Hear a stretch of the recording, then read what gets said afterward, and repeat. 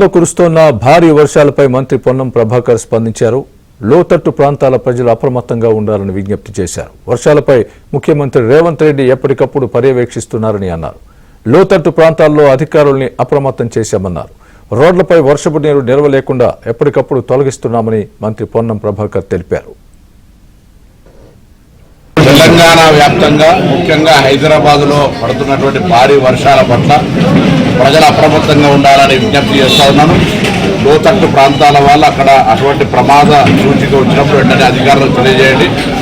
అధికారులకు సంబంధించి జిహెచ్ఎంసీ కమిషనర్లు, జిల్లా కలెక్టర్ను, హైడ్రా కమిషనర్ను, సిటీ పోలీస్ అధికారితో పాటు మెట్రో వాటర్ వాళ్ళందరినీ కూడా అప్రమత్తం చేయడం జరిగింది.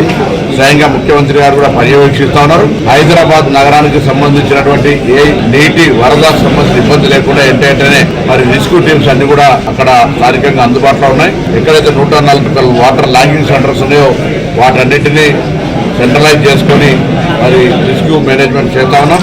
మొత్తం జిహెచ్ఎంసీ అధికారులు కానీ మరి హైదరాబాద్ రెవెన్యూ అధికారులతో పాటుగా పోలీసు అధికారులందరూ కూడా ఏదైనా ఇబ్బంది కలిగితే వెంటనే పరిష్కారం చేయడానికి అప్రమత్తంగా